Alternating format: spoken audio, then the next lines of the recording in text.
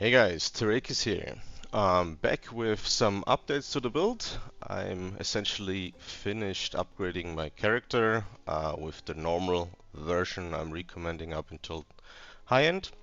Um, and I have notes for mostly the higher end tiers of the build, but I got quite a litany of things I'm gonna tell you about. First off, I added an FAQ section to the build because I've been getting the same questions over and over again, and I don't have the time to keep answering all of them. So if you have a question, please check the FAQ first. All right. Um, Let's get started with Sap of the Seasons. I've since the build guide, I've transitioned out the Sap of the Seasons versus a normal prismatic tincture, and this one I have here. This is a perfect roll. So as you can see, implicit and explicit are rolled perfectly. The prefix modifier doesn't matter that much. You just need the 35 increased effect. So the 20% quality and the 35% increased effect, um, they increase combined by 55% the effect of the penetration, so it goes up to 30%. Sep of the Season has a way higher power ceiling than the Magic Tincture, but at higher DPS levels, you won't even get up to the ceilings because we don't invest anything else in tinctures, and on average, it's better to have an instant 30% penetration, 30% penetration than up to I was getting up to 80% penetration in simulacrums where you could constantly leech, but that's only possible in content like simulacrum. Um, Next, also tied a bit to the tincture is that has always been in the path of building versions for higher tiers is the clever thief, or alternatively, if your lethal pride doesn't benefit you if you take this clever thief, you can also get the essence sap cluster, or a cluster the wheel down here, and do the mastery here. The mastery is the important thing on this wheel. It's instant leech. Instant leech is very strong, and it allows you to upkeep the increased mana burn rate on the tincture. So without the instant leech, you can't really keep the tincture running. It also helps immensely with your defenses because instantly leech is just very strong. Currently, I still have it up here because of the 4 strength. The essence sap is better in that way that it increases your mana leech you can have per second, so you can have your tincture up even longer. But I have it especially in the PoE up here because on some versions of the Lethal Pride there actually is something good on the Clever Thief node, so keeping it here. Also related to Lethal Pride is Rage on Hit. I have since completely phased out the Rage cluster and the Rage on Hit node here, since I'm getting it here on my arcing blows with this version, but there's a lot of different versions. I have, when I pull up my PoB, I have a lot of links here for buying the. Actually, it seems. Yeah, I messed something up with my PoB lately, and I've overridden something, so I have to restore this. But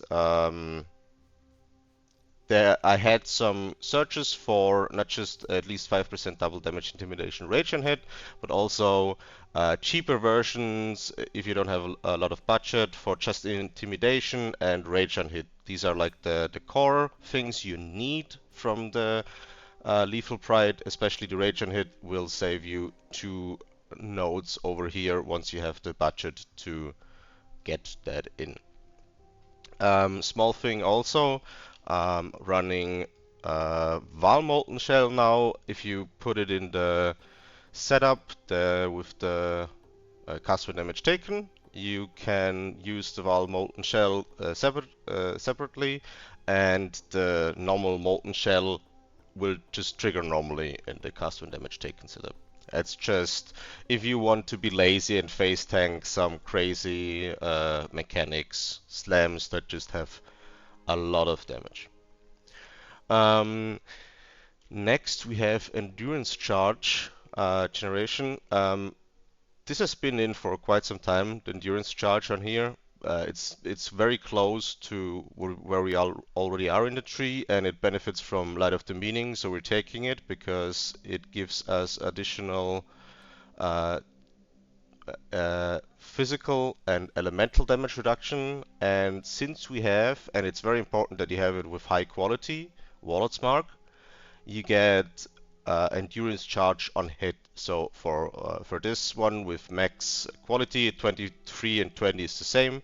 You get 5% chance to gain an endurance charge on hit, as well as with this node you gain 25. You have a 25 chance to gain an endurance charge when you block. So on average, you will never have any problem with endurance charges. You will always have your maximum endurance charges, especially combined with Swift Killer and increased charge duration, which also applies to endurance charges. You can upkeep them constantly. If you have zero charges when you fight a boss, for example, if you're doing a boss that just has an arena and you start with zero, you will obviously start with zero and you will need a few seconds to either block or get them on attack. Next is spell block maxing. Currently I have down here 65-65, so maximum spell block when running versatile combatant. And I have achieved this by getting either prodigious defense or I think it's called strike leader. They both give a chance to block attack damage. Keep in mind, block to attack damage is twice as good as spell damage block, because each attack damage block gives us 2% spell damage block. That's also why I have increased chance to block on here. This puts us over the 35% mark on the Aegis, if you have it. The roll range is 4 to 5%, so if you have it with 4, that's fine. It gives you 36%, so that also with this mastery combined is another 1% spell block more. You can get either prodigious or strike leader. They make zero difference, because while prodigious defense is better, it is the same if you want to actually max your spell block, because to max your spell block you need another source of block, which for example I did it on the Aegis here. You can also just get prodigious defense and get close to block cap, but not actually cap it. So if you're not trying to get the corrupted version of Aegis, get prodigious defense instead of strike leader. Next, especially for the Endgame, the really high tier versions of the build, you want to recraft your gloves. These will be in the min-maxed version of the PoB once I finish cleaning up the PoB. And there's also guides on how to craft them. They're not very complicated to craft, but quite costly. This particular item is pretty cursed, honestly. I spent way too much on it. It was not worth it, but I was very, very unlucky. And we're doing this because we have so low socket pressure. We don't really need any additional gem setup, since we lost seven sockets we need this league. So we're getting Abyss sockets here on the gloves and on the boots. If this was perfect, it would have, instead of dexterity, attack speed. I just kept it because reasons. I just rolled like that, and I said, yeah, right, I'll keep it, I'll settle.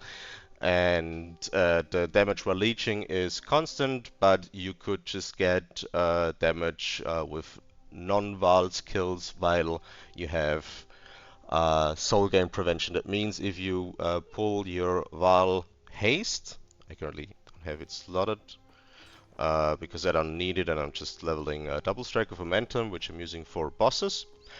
If you use your Val Haste and it goes on cooldown, you can then, or you then do with your normal Flicker Strike more damage. So that is, in theory, more damage where it matters on bosses because everything else dies anyway.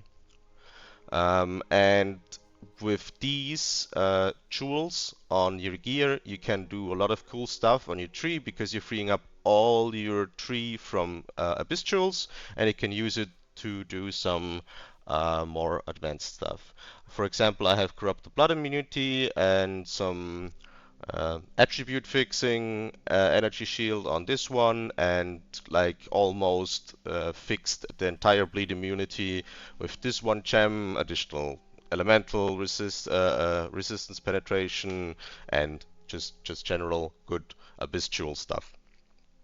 I now have also fixed the shock avoidance entirely with 50% shock avoid and perfect darkness enthroned. That's also something you can do, especially if you want to free up your suffixes, want to free up your other jewel sockets. These are the more expensive options to do, but that allows you to free up the suffixes.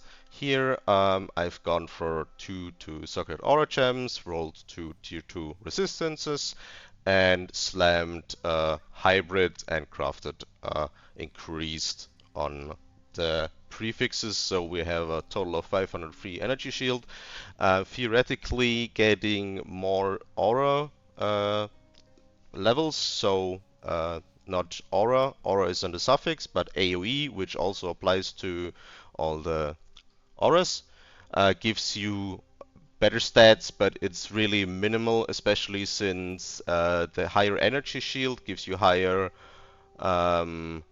evasion as well, which increasing grace would do, and it would increase discipline, but overall it's, well, not too much of a difference, so don't overspend on that. It's really not worth that much. The next thing, you can already see it on the helmet, is reservation efficiency. I have reservation efficiency on here. This is because I've done an entire repathing on the higher end builds. Once you have quite a bit of investment, you will want to optimize your tree, and you can get leader of the pack down here instead of, it's called charisma, yeah, right, charisma up here. You're losing the jewel socket by doing that, but you're gaining a lot of pathing points because these 3 dex nodes, this one int and this additional dex, as well as this dex, you could argue, to the jewel socket, is pretty wasted. Instead, we can get for, I think in total, 3 less pathing points, Primeval Force and Leader of the Pack. Primeval Force and the left pathing nodes have the additional minor benefit. You can shock with your damage, so in theory, let's go back to PoB. You can, let's cheat a little bit here, so let's go to high end, that's close to where I am. I'm currently just north of 60 million configured DPS with my character, and if I go and say where is shock, effective shock, let's just say it's not, I think default is 15%, which is very realistic, but I've got up to about 40%, so we're 10 million up. But that is very situational, and it really depends on how high your damage rolled. With Voice of the Storm, you can get lucky. The higher rolls on a hit, that will shock higher, but I'm not configuring that in the PoB. It's just a situational thing you can be aware of. You can shock higher than 50% with these. These save you a bit of pathing, but the leader of the pack is less powerful than charisma in reservation efficiency, and you want to have north of 100 mana at least. So the 120 mana in about, that's kind of the sweet spot. You don't have to have exactly 120 or 110 is fine as well, but you have to consider a few things. You need to be able to cast your Warlord's Mark, which is triggered by Mark on Hit, which has a custom reservation multiplier, and you need to be able to cast your cast when damage taken setups, And if you have too little mana, these will just be disabled, and you might as well just not run them at all. So you need to have a bit of mana unreserved. The most expensive way actually is to get an Enlighten 4. I still have an Enlighten 3 and just am running increased mana reservation of skills on the helmet. But if you get Enlighten 4, you can instead go back to penetration. But I couldn't be bothered. I had different things to buy that were more important, and I will be moving on from this build, or at least this version of the build, and I will talk about this later in a few minutes. Additionally, we are also moving some of our nodes down here, especially since I'm getting close to level 100. We have some more nodes to spend, passive points to spend, and we're getting Cloth and Chain down here. Cloth and Chain is really nice, not because of the elemental resistance. That helps with gearing because you can switch to intelligence suffixes instead of just pure resistance suffixes. But they allow you to, which will be my 100 point, get the second mastery here, increased armor per endurance and increased evasion per frenzy charges. That gives me additional, I think if my flask are up, I'm at 73 currently, no frenzy charges, it goes up to about 80k, so 80k armor. And with this, it goes up to like 90, close to 100. Not exactly sure on the number, and it also depends on your frenzy charges, since you get increased evasion rating per frenzy charge. That's that. And repathing allows us to, at level 100, get one additional thing up here, and that's an additional cluster jewel. For my cluster jewel, and I've also included this in the PoE, I'm getting different nodes because they don't. You can get the exact same ones as down here, or you could get the prodigious defense up here. It doesn't matter all that much. I just got veteran defender to have some easy attributes on here. The elemental resistance are a nice cherry on top, and the defenses are also quite useful. You can't just get the increased attack speed for all the nodes. You won't be getting the one back here. This one doesn't matter at all. I have martial prowess here by chance. It doesn't matter. The one on the back does not matter. But you have to check in PoE which specific combinations work. You can't just get the one I have configured, but if everyone is getting that exact version, it could be that it gets more expensive. That's something we've been experiencing with other items like the Resolute technique. Also because Empyrean is running one with Resolute technique, a build with Resolute technique for Edge, I think. So the prices are going up. So if everyone's getting the same one, it's gonna be expensive. Do yourself a favor and get one that isn't expensive for zero benefit. What the cluster jewel allows us to do is get we're losing a jewel over here, but we can get two more over here with the cluster. The cluster is just nice. That's to increase the attack speed I got on here, just really minor. It also allowed me to get the split personality down here. That's just a nice little benefit, and it allows us to get a Forbidden Flesh, Forbidden Flame set. And I'm going opportunistic. There's essentially two options you have. You have opportunistic. Opportunistic is just the best damage increase because it gives you 25% more against single target, unique or rare enemies. And you can get one step ahead also. But the thing with one step ahead is it's only beneficial for the slow immunity you have. Your action speed cannot be lower than 108%. That means if you're running T17s with this and you have there's one boss that does a lot of action speed lowering, and there's also a mod that lowers your action speed like overall. But since we're getting action speed on the boots, this is not really good for DPS or anything. But if you're running it just purely for the slow immunity, you can get one step ahead. You can also get Soul Drinker and just get one step ahead on 3, but that locks you in to only have one step ahead. I will get a second set of Forbiddens to get one step ahead, so I can swap out more opportunistic for when I run action speed removal maps. Then we also have stun avoidance. Stun avoidance I've done a bit on the Darkness Enthroned, but the easiest way to get it is to get the Tassilio Tide Shifters on your tattoos. And I have 6, you need 10 if you don't have any other source, and that allows you to phase out Brine King and get either Lunaris or Solaris. I'm going Lunaris, but you can also go Solaris. They're both really good, and you can decide which one you like better. I have Lunaris, but if you decide Solaris is better for you, go Solaris. Um, that is essentially it. Those are the updates for the build. These are relevant for you. And what's next is just what I will be doing in PoB. Remember, the PoB is updated on the link that stays the same constantly, and it just has newer versions updated, and I will keep it updated. You will always find the latest version on that link, and just remember to re-import it if you're using the local path of building. I'm also adding a min-max version where I have like the very best gear. I think currently it's not fully configured, but it has about 70 million DPS. I'm pretty close to that. And I will be working on next the Uber tank. It has less DPS, but it has pretty insane max hits for everything, and I will be crafting pretty GG gear for that.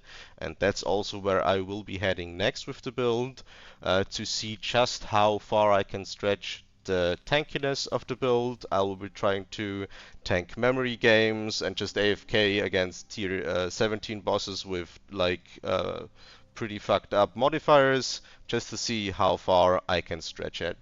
That's what I'm going to do for the rest of the league probably, or at least the next few weeks of the league. Depends on how quickly I can get that pretty expensive gear together. And that's also why I didn't get the Enlighten, because I've already started with this ring, and that's gonna be the first step towards some pretty nutty things, and we'll see how that goes. But that is something most of you probably will not be interested in. This is just a tank version, and everything else I've just talked about is going to be relevant for you if you're running the normal version of the build. That's it with the updates. That is everything I have done. If you're looking at my characters, I still have some imperfections. For example, the suffixes here aren't fixed at all. It's just dexterity, some attributes, and lightning resistance. I just kept it because I don't need anything from it right now, as well as the attack speed instead of dexterity here. The implicits are still lesser here. I couldn't be bothered to fix them honestly, and I will be doing that later on, or just not at all, and getting the tank version running up instead. That's it from my side, and if you have any questions, you can come on stream. I stream sometimes, it's just a hobby. I don't have a schedule or anything. Or you can leave a message on forum. If it's not an FAQ, I will probably answer it, or on my YouTube. And until then, see you guys. Cheers and goodbye.